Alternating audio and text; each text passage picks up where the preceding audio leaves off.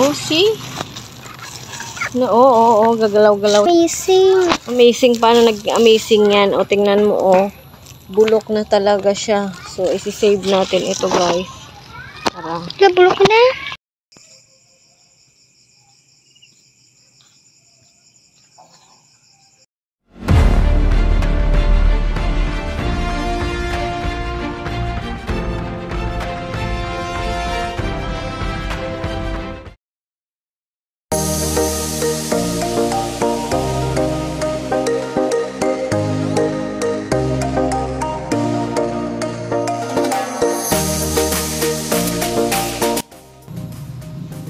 Ayan, magandang hapon sa lahat. So, ngayong hapon, yung vlog natin is about dun sa mga root rot adeniums o kung paano natin solusyonan yung mga na-decay or na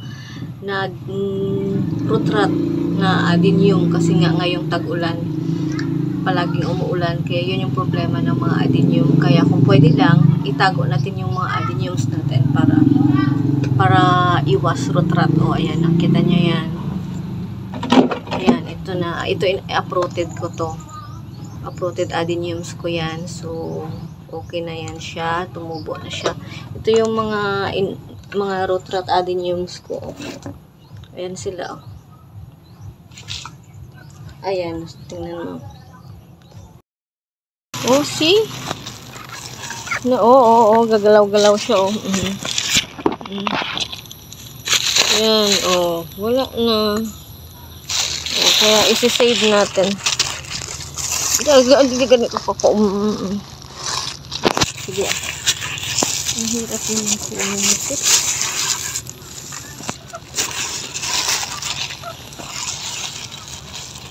Okay. Tapi Ayun pala. Ano?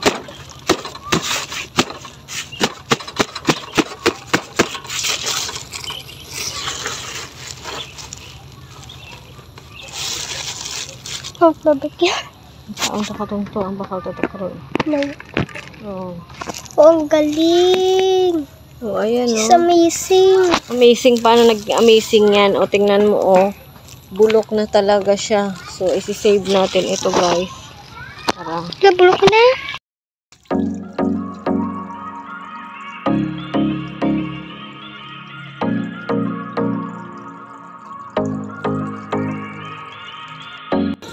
So guys, tingnan nyo guys, so bulok na siya. Oh. So isi-save natin itong roots ng adeniums. Ito hugasan natin. Nasira to dahil sa palaging pag-uulan after ng drought. El Niño, La Niña na naman siya. Kailangan yung mga adenium pag palaging umuulan, itatago niyo para mag-iwasan yung pagka-decay o pagka-rot-rot. Saan subay? Ayun, o. Iwasan muna natin. Kasi tingnan mo yan, o. Bulok na. So, isi-save natin.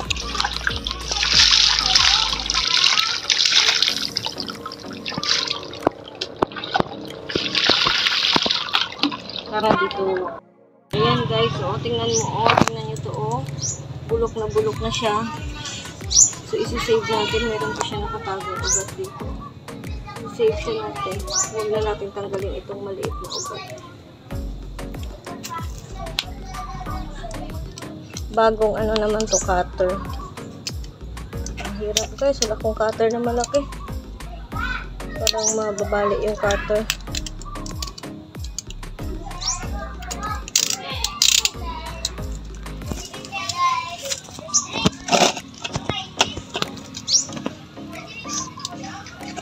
Hirap mo.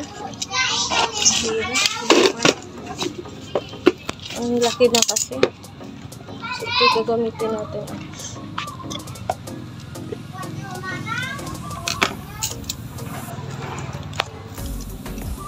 Hindi siya kaya ng cutter natin guys. Super na siya kasi tigas. Ayan. Ayan o. Parang masisave pa natin to. Iiwan lang natin yung mga ugat. Para mabuhay pa siya. Yung ugat kasi natin.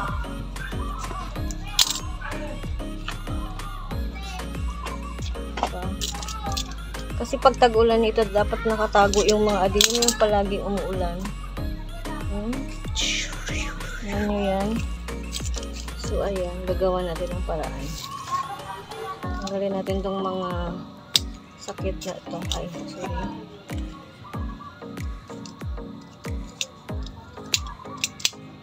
So, ayan.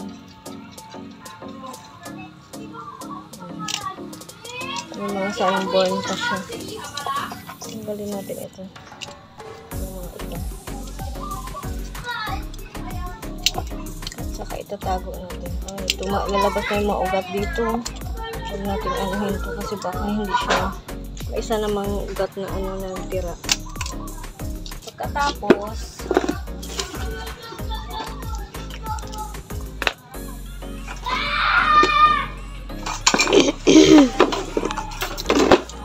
lagyan natin ng disinfectant to at saka air dry natin. Meron akong ito. Ano nga to? Dietane fungicide. So, lagyan natin ito.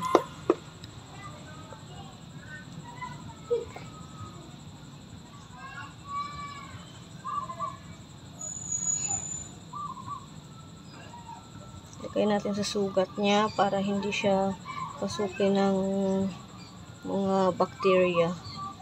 Sayang na yung ano po.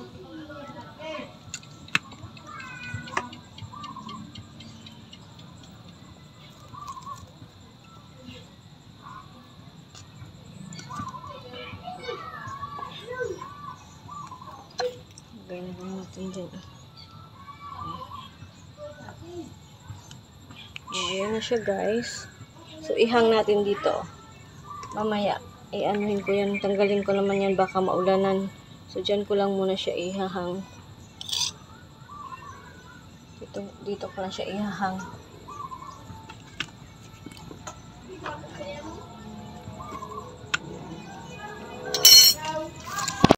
Ayan na siya, guys.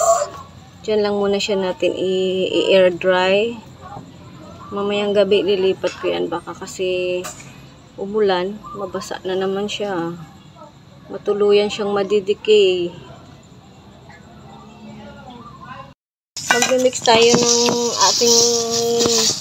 ating lupa na pagtataniman nitong ating iriripat na decaying adenium, decaying codex. So, ito yung gagamitin ko. Ito yung potting mix ko. Meron akong ganyan. Yung aking potting mix. Haluan ko lang siya ng fresh na ipa. Ayan.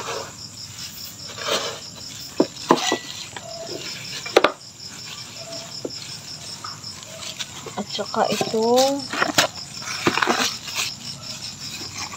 CRS or carbonized rice hull. Sinunog na ipa. So, gabi na ako, guys. Pasensya na kasi nga busy sa umaga. Daming ginagawa. So, ngayong gabi. Ayan. Ihalo natin yung ating carbonized rice hull. Mas maganda pa sana pag may river sand at saka pumice stone. Wala ako nun. Sa susunod ko na lang lalagyan. Kasi nga wala akong available nun. Nangunguha pa kami sa river ng sand. Sa river, manguha tayo ng sand.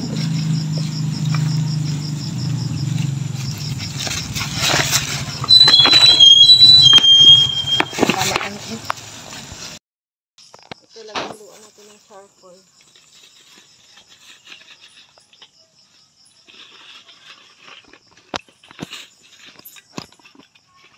May charcoal na siya. Ayan. Nahalo na natin ito. So, ilagay natin dito. Much better kung may river sand tayo at pumice stone next time. Ang daming raga-raga. Ilagay natin dito.